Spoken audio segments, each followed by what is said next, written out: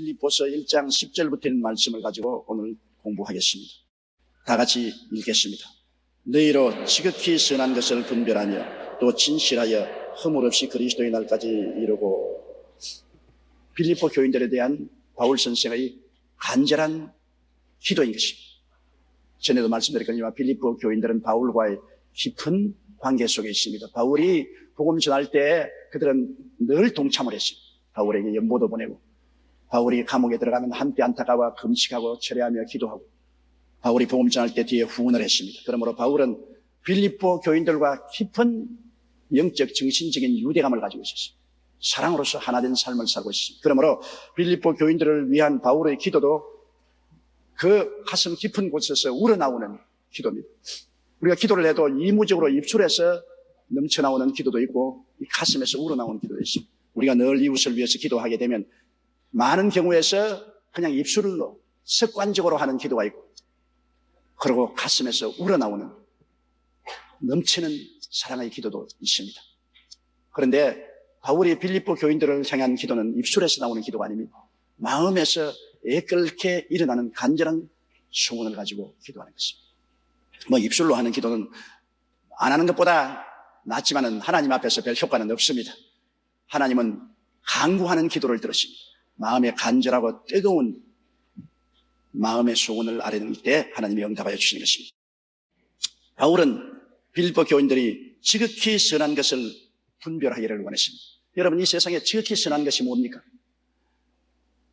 한때 예수님께 사람들이 나와서 선한 선생이여 어떻게 하면 구원을 얻으리까 그렇게 물을 때 주님이 왜 나를 선하다고 부르냐? 선하신 이는 한 분밖에 없으니 하나님이시라고 말했습니다. 그러므로 예수 그리스도를 그냥 선한 분으로 생각해서는 안 된다는 것입니다.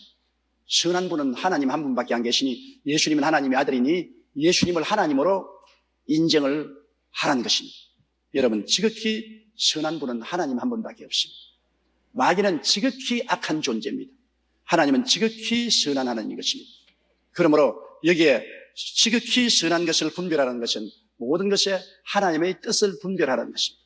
우리가 하는 모든 일과 말과 생각에 하나님의 편에 서서 하나님 뜻을 추구하는 것도 있고 내 탐욕을 따라서 결정하는 것도 있습니다. 우리는 항상 두 세상이 우리 가운데에 영향력을 미치고 있는 것입니다. 우리는 하나님의 성령으로 말미암아 하나님의 지극히 선한 뜻을 따라서 살려고 하는 것도 있고, 또 세상 마귀가 자꾸만 우리를 세속적으로 끌고 가려고 하고 탐욕으로 끌고 가려고 하는 그런 마귀의 영향력도 있습니다.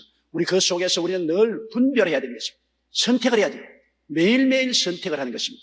우리가 하나님 지극히 선한 뜻을 따라서 선택하면 하나님을 기쁘시게 하고 영광스럽게 하지만은 그만 세상의 탐욕에 의지해서 세속적으로 영향력을 받아 선택하면 하나님을 슬프게 할 뿐 아니라 마귀를 기쁘게 하고 낭패와 실망에 처하게 되는 것입니다. 이러므로 우리가 매일 간절히 기도해야 될 이유가 있습니다.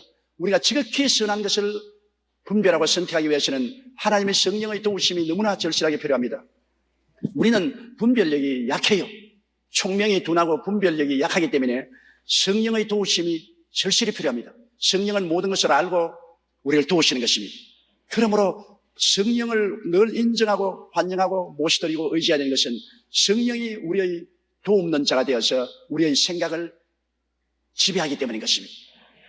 성령이 우리의 마음속에 소원을 일으키고 생각을 일으킬 때는 내가 성령이다, 내 생각이다 그렇게 말씀하지 않았습니다. 지극히 거룩하면서 우리 속에 계셔서 우리가 생각하는 것처럼 그렇게 생각하도록 만들어주십니다. 우리가 소원하는 것처럼 그렇게 만들어주는 것입니다. 절대로 우리에게 강요한 것이 아니고 내가 기도하고 난 다음 내 생각이 달라졌다, 내 기도하고 난 다음 내 소원이 달라졌다, 그게 이상하다. 그것은 성령께 영향력을 받은 것입니다. 성령이 나도 모르는 사이에 나의 소원을 일으켜 주시고 내 생각을 변화시켜 주시는 것입니다. 그러나 하나님 성령께 의지하지 않고 세상으로 나가서 세상 사람 말을 듣고 세상의 영향력을 받으면 또 생각이 달라져요. 하나님 믿고 주님 섬기는 것이 어리석게 보이고 그만 세상적인 육신의 정욕, 안목의 정욕, 이 세상 자랑과 탐욕을 따라서 마음을 움직이게 됩니다. 그럼 마귀가 들어와서 세상적인 영향력을 우리 마음속에 행사해서 그만 하나님을 택하지 않고 세상을 향합니다.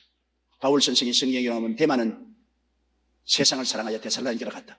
그렇게 바울을 열심히 따라다니던 데마도 바울이 감옥에 갇혀서 로마에서 고생할 때 그는 그만 세상을 사랑하여 데살로니가로 갔다.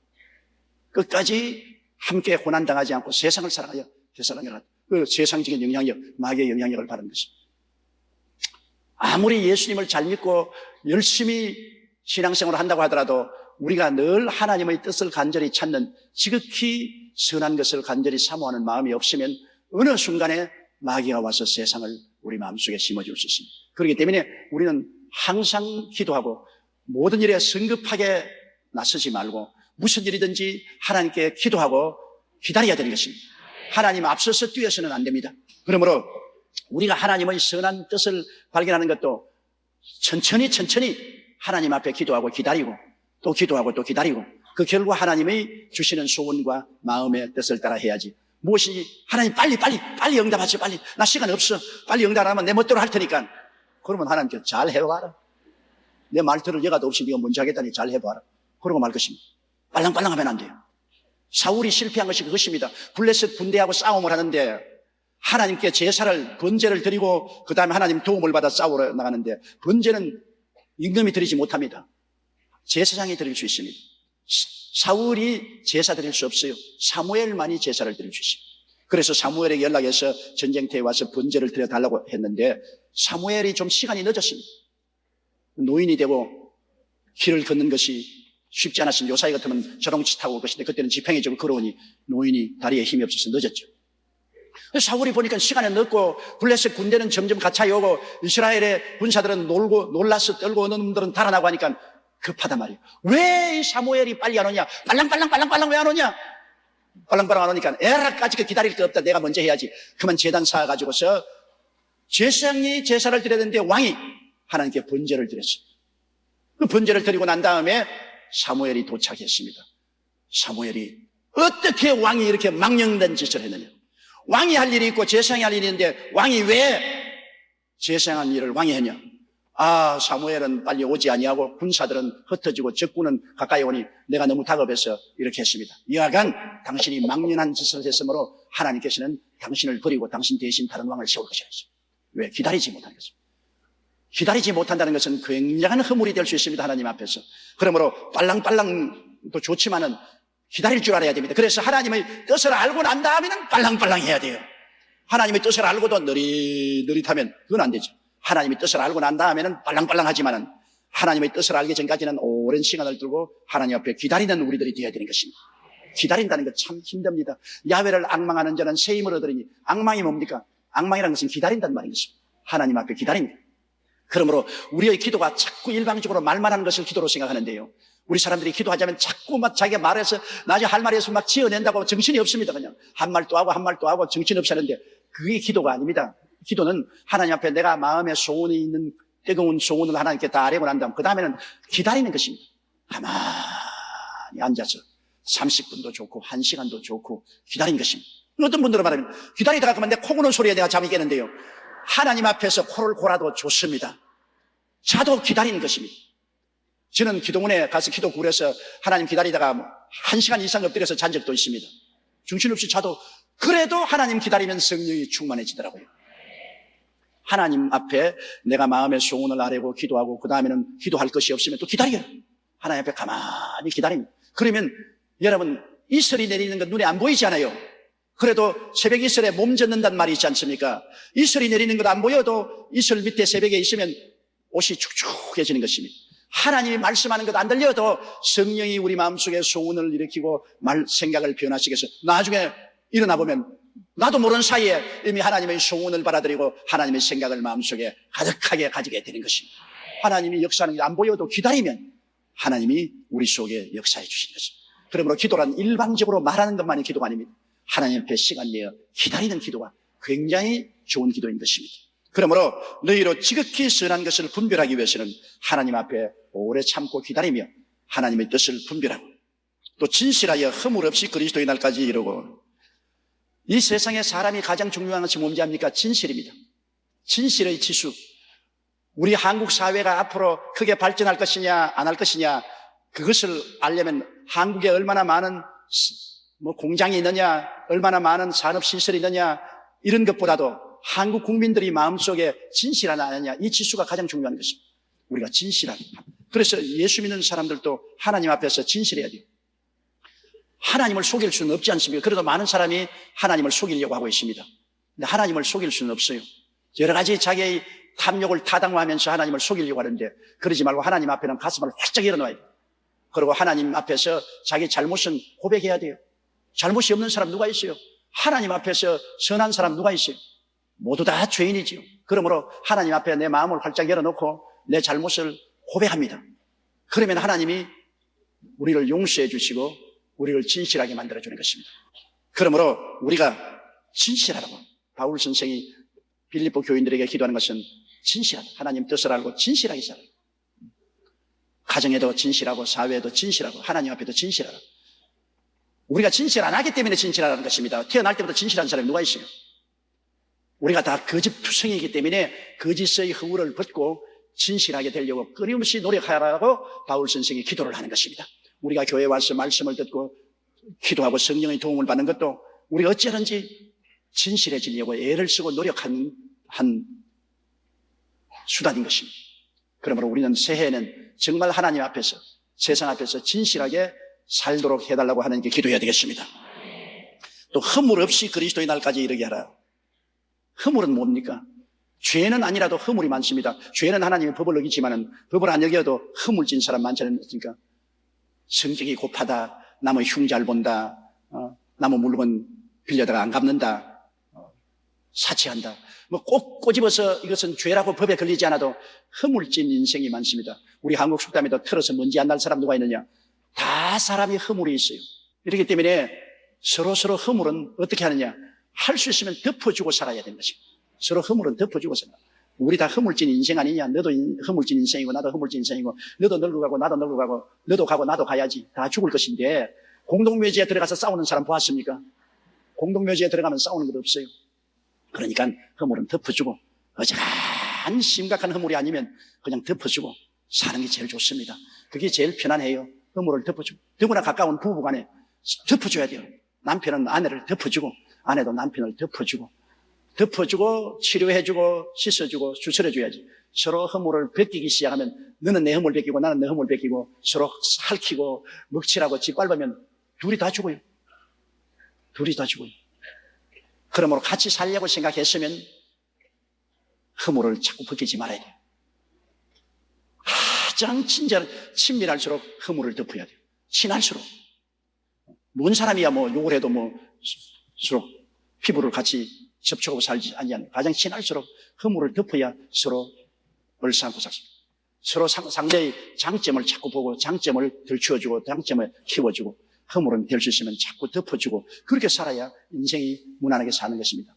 그것이 힘든 일이시오. 그러나 행복하게 살려면 그런 노력이 있어야 되는 것입니다. 노력하지 않고 행복에 도달할 수 있는 길은 없지요. 아무도 완전한 사람은 없으니까. 허물투성입니다. 오늘 설교하는 저도 허물투성입니다. 다른 사람이 나를 볼 때 아유 꼴통으로 볼 때가 많아요. 나도 허물투성입니다. 그렇다고 해서 나를 꼴통이라고 보는 사람 자신도 허물투성입니다. 서로 벗기기 시작하면 나중에 둘이 다 빨가벗게 되는 거예요. 그러니까 서로 허물은 덮어주고 치료해주고 씻어주고 추스려주며 살아야 되는 것입니다. 그렇기 때문에 제가 좋아하는 것은 강도 만나 쓰러진 사람을 도와준 사마리아인에 대해서 굉장히 저는 존경을 합니다. 강도 만나 피투성이 되고 쓰러진 사람, 그 사람 제사장에 가서 율법을 주장하는 사람이 아무리 벗기고 호통을 한다면 무슨 소용이 있습니까? 피투성이 돼 죽어가는 사람 보고 아무리 욕을 한다면 무슨 소용이 있습니까? 그리고 레위인처럼 무관심하게 지나가버립니다. 관심을 기울이지 않은, 눈은 무정하지 않습니다. 그러나 사마리아인은 이 사람 보고 욕도 하지 않냐고 탓도 하지 않냐고 무관심하지도 않냐고 불쌍히 내게서 와서 포도주도 붓고 기름도 붓고 옷을 찢어 붕대 만들어서 감싸고 짐승의 태와 주막집에 가서 돌보아주고 은전 두 입을 두어서 자기가 여행하고 돌아올 때까지 돌봐주라. 그분이 참으로 좋은 이웃인 것입니다. 우리가 좋은 이웃이 되시기를 주의 이름으로 축원합니다. 그러므로 허물 없이 살아요. 허물 없이 우리가 될 수 있으면 할 수 있는 대로 우리가 스스로 허물 있는 것 회개하고 씻고 허물 없이 인생을 살자. 하나 둘 자꾸 우리가 변화를 받고 허물 없이 인생을 사는 거예요. 이게 신앙생활이 바로 그거 아닙니까? 신앙생활이 하나님 앞에 죄 자꾸 회개하고 우리 자신의 허물을 자꾸 회개하고 변화를 받는 것입니다. 허물 없이 살라는 것은 변화를 받아라. 사람이 예수 믿으면서 변화하지 않으면 안 된다. 세월이 흘러갈수록 자꾸 변화되어서 새 사람이 되는 그러한 변화의 역사 속에 살아가는 것입니다. 지극히 선한 것을 분별하며 또 진실하여 허물 없이 그리스도의 날까지 이루고, 그 다음 11절요. 예수 그리스도로 말미암아 의의 열매가 가득하여 하나님의 영광과 찬송이 되게 하시기를 원하노라. 우리의 삶은 하나님께 영광과 찬송이 되게 해야 되는 것입니다. 누구를 위해서 삽니까? 우리 하나님을 위해서 살지 않습니까? 사람들 보고 아이고 저 예수 믿는다고 아이고 네가 천당 가면 나는 만당 가겠다, 그렇게 말하면 안 되잖아요. 와, 저 사람 정말 변화되었네, 저런 일이 있을 수가 있느냐, 정말로 존경스럽다, 정말 하나님이 크신 일을 하셨구나, 이렇게 돼야 되지 않겠습니까? 우리가 예수 믿고 사는 삶은 하나님의 영광과 찬송을 위해서 사는 것입니다. 하나님께 영광 돌리고 하나님께 찬양이 되기 위해서 사는 것이 우리의 삶인 것입니다. 우리 자신을 위해서 살지 않고 하나님을 위해서 살지 않습니다. 그러므로 우리는 예수 그리스도 믿고 죄 사함을 받고 의롭다함을 얻고 하나님의 은혜를 받았은즉 의의 열매가 가득해야 된다. 우리가 하나님 앞에 의롭다함을 입어서 구원받은 사람이 되었은즉 변화된 삶의 모습을 보여주는 것이 의의 열매입니다. 다시 말하면 믿음으로 살고 소망차게 살고 사랑을 실천하면서 살고, 그리고 마음의 화평, 이웃과 화평하고 살고 기쁨으로 살고, 일반 사람이 볼 때는 도저히 상상할 수 없는 변화가 다가오는 것입니다. 거짓말하는 사람이 이젠 진실하게 되고, 도둑질하는 사람이 남을 구제해 주면서 살고, 술망쟁이가 변해서 완전히 올바른 사람이 되어 사회에 짐이 안 되고 살고, 욕짓거리 잘하는 사람이 이제 입에서 찬양과 칭찬이 흘러나오고, 도박하는 사람이 도박 그치고 이제는 좋은 남편과 아내가 되고, 뭐 이렇게 변화가 돼야죠. 예수 믿어서 세상 사람 보는 앞에서 이 사람이 용서와 의롭게 되었으니 의의 열매로서 변화가 와야 됩니다. 의의 열매는 변화입니다. 변화가 되지 아니하면 신앙이라는 것은 의식과 형식에 불과합니다. 아무 소용이 없습니다. 그저 바깥 걸친 옷에 불과하고 내부적으로는 변하지 않습니다. 나만은 시리아의 대장군이었습니다. 그는 온갖 전쟁에 승리해서 훈장을 달고 시리아의 임금이 극히 귀중히 여기는 장군이었습니다. 나가면은 모든 사람이 칭찬을 하고 그를 찬양했습니다만 그건 그 허울에 불과합니다. 그 허울을 벗어버리고 훈장을 떼버리면 속은 문둥병 환자였어요. 나만이 겉은 아무리 근사해도 속은 문둥병으로 골마 터지고 죽어가고 있어요. 얼마 있지 아니하면 그는 완전히 문둥병으로 썩어 죽어집니다. 그가 선지자 엘리사에게 와서 엘리사의 말을 듣고 요단강에 가서 7번 목욕하니 문둥병이 깨끗이 나아버리고 마는 것입니다. 변화되었습니다. 변화되었습니다. 우리가 예수 믿기 전에는 다 문둥병이 걸렸어요. 죄의 문둥병이 걸려서 이 나만 장군처럼 그는 훌륭한 선남 선녀다, 사장이다, 대학 교수다, 의사다, 변호사다, 뭐다, 온갖 훈장을 다 달 수 있어요. 그러나 속은 문둥병 환자입니다. 죄악으로 문둥병이 걸렸어요. 문둥이는 어떻게 해도 문둥이지 어찌할 도리가 없잖아요. 그런데 우리가 엘리사인 예수 그리스도를 찾아와서 문둥병이 나아버렸습니다. 용서받은 의인이 되었습니다. 그러면 이제 건강한 사람으로 살아야죠. 우리 생각과 말과 행동이 이제는 건강한 사람으로 살아야죠. 변화받은 사람으로 살아야 됩니다. 문둥병에서 건강한 사람이 되었으니 건강한 사람으로 우리가 변화를 받아서 변화된 사람으로 생각도 하고 말도 하고 행동하고, 사람이 볼 때 저 사람 달라졌구나, 달라졌다, 변화받았다, 와 예수 믿는 거 대단하다, 하나님 믿고 저런 일이 일어날 수 있구나, 그렇게 변화받은 역사가 일어나기를 바울 선생은 바랐습니다.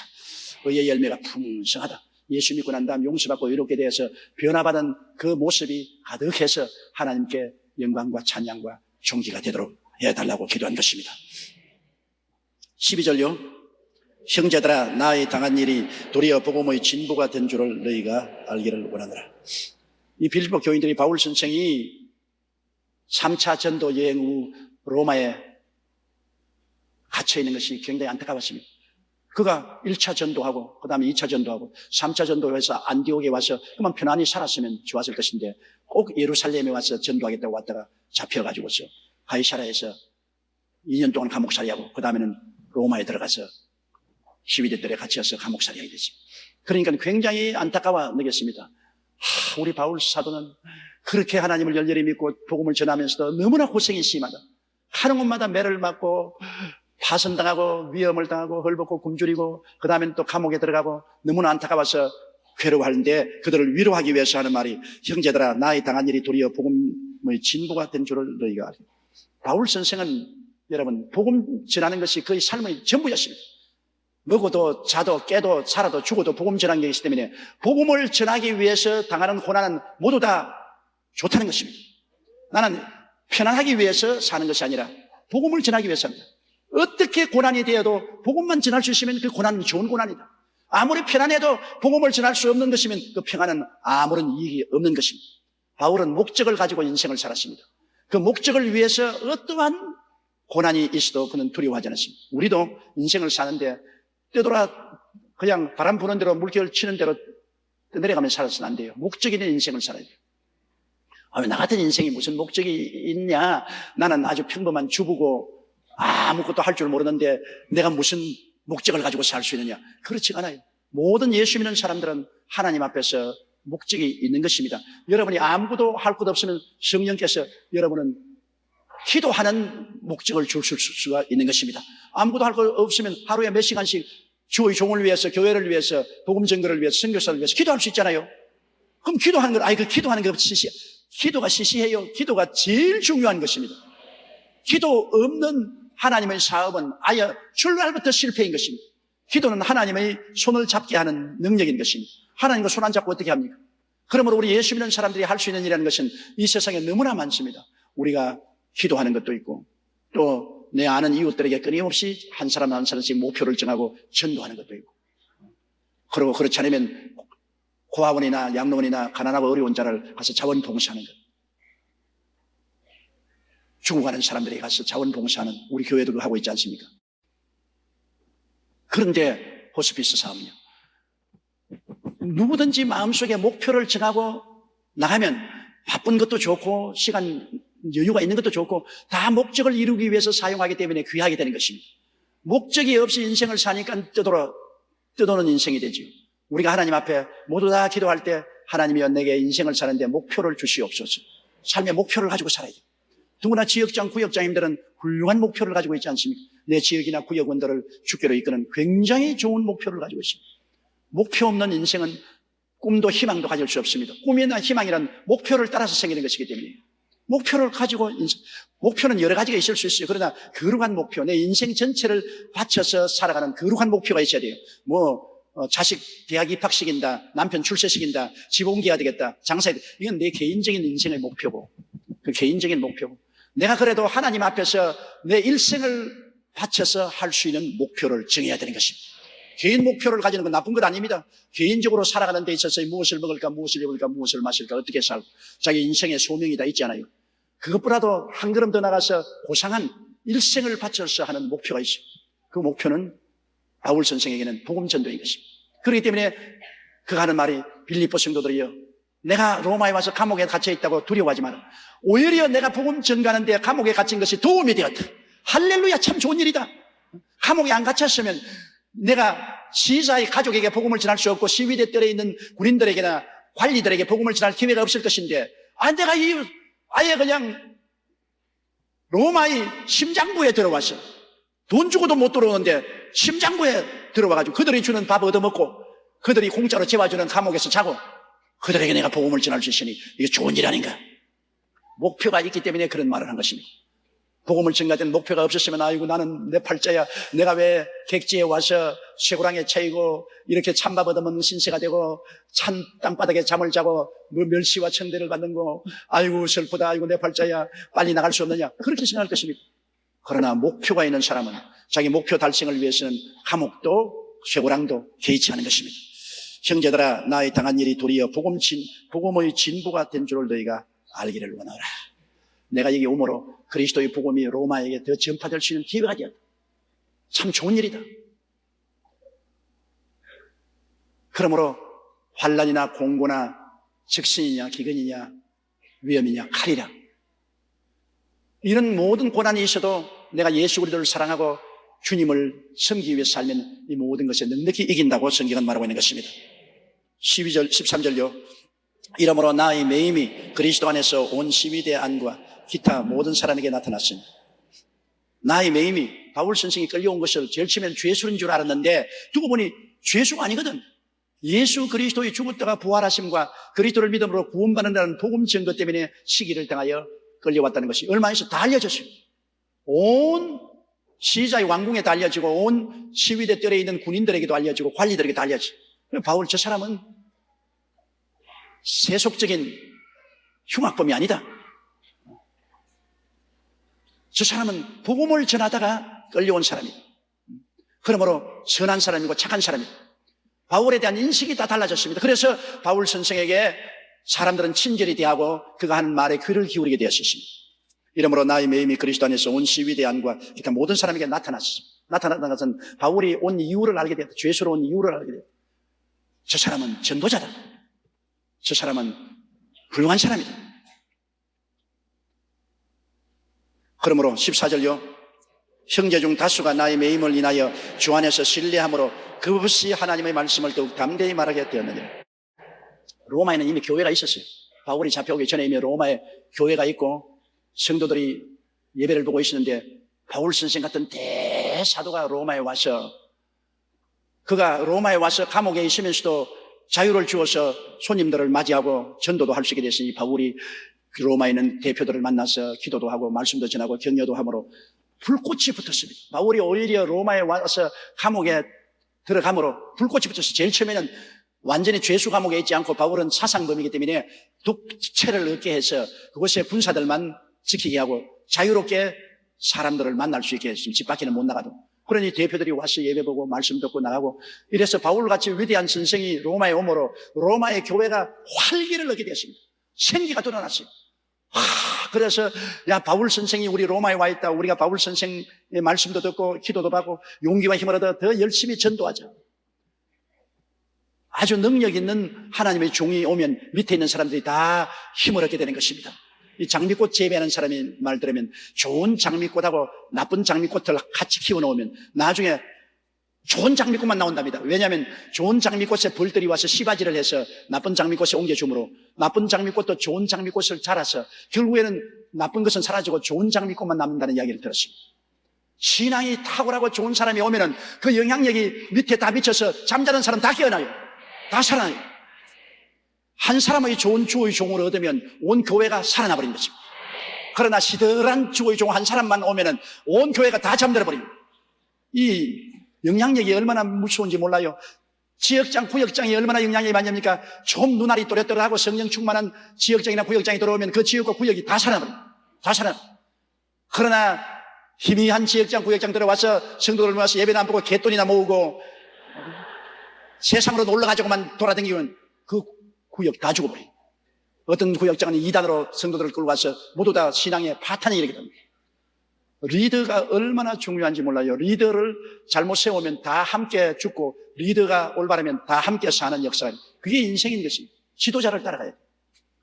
근데 바울 선생 같은 위대한 신앙의 지도자가 오니까 뭐 로마 전체에 하나님의 영광이 임했다고도 볼 수 있죠. 그런 영향력이 임했었으므로 그 로마에 있는 형제 중 다수가 나의 매임을 인하여 주 안에서 신뢰함으로, 주 안에서 주님이 목적이 있어서 바울 선생을 여기 보냈다. 이게 실패가 아니라 성공이라. 주 안에서 합동하여 유의된다는 것을 신뢰함으로 급없이 하나님 말씀을 더욱 담대하게 말합니다. 아니, 바울 선생 같은 주의 종도 감옥에 갇힌데 우리가 뭐 두려워할 건 뭐냐? 우리도 뭐 안 되면 감옥에 갇힐 것밖에 더 하겠는가? 그러니 우리의 지도자인 바울 선생이 감옥에 갇혔는데 뭐 우리도 담대하게 복음을 전가하고 감옥에 갇히면 영광이지. 두려워하지 않고 복음을 담대하게 말할 수 있었습니다. 또 15절요. 어떤 이들은 투기와 분쟁으로, 어떤 이들은 착한 뜻으로 그리스도를 주고, 또 어떠한 사람은 투기와 분쟁으로 복음을 전했다는 말은 바울이 오기 전에는 자기가 로마에 있는 교회에 그래도 내가 지도자다 의시되던 사람이 있습니다. 바울이 오기 전에는 자기가 내가 이 교회의 지도자며 내가 훌륭하다고 생각했는데 바울이 오니까 사람들이 바울로 끌려간단 말입니다. 말할 때마다 바울 선생 이야기를 하고 바울 선생 만난 이야기하고 하니까 마음에 시기가 생겨요.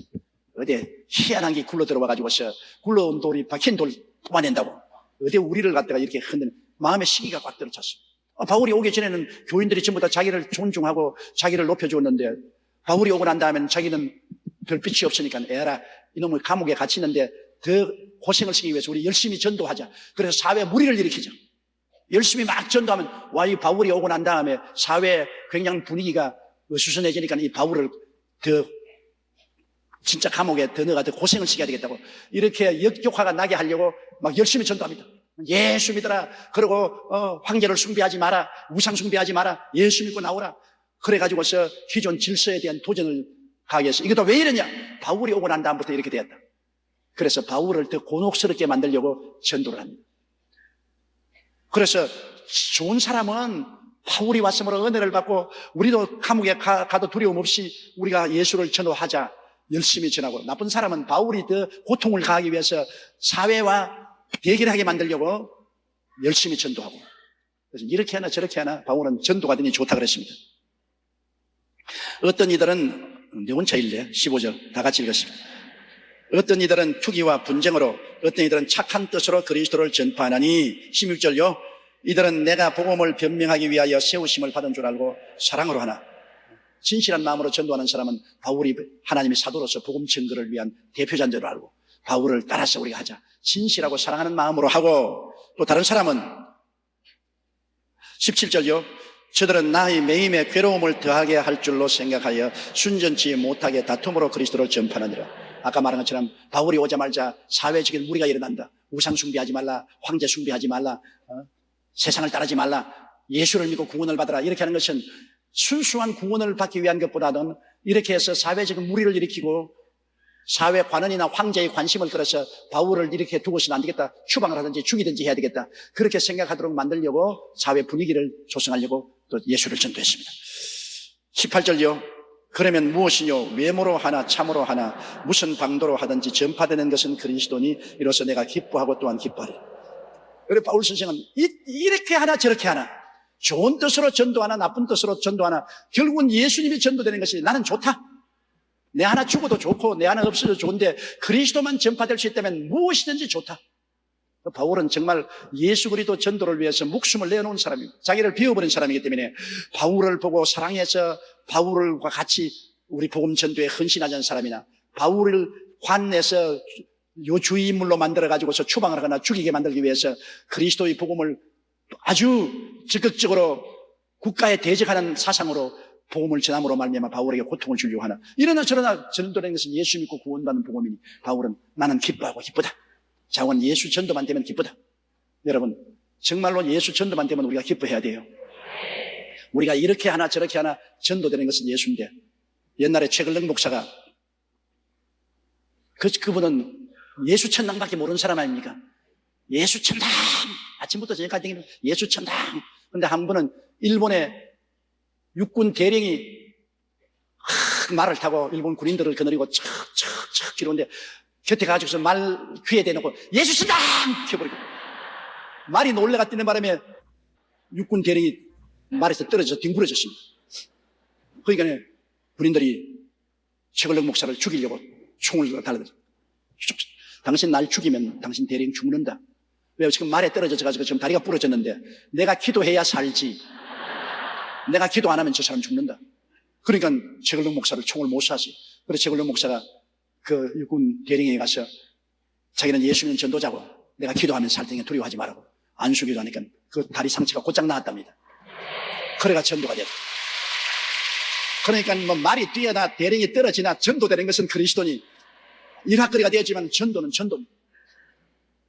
우리가 아주 큰 대집회를 해서 전도를 하나, 그렇지 않으면 내가 개인적으로 만나서 전도를 하나, 또 사랑을 베풀어서 전도를 하나, 어떻게 방법을 쓰는지 사람 영혼을 구원하면 그것이 좋지요.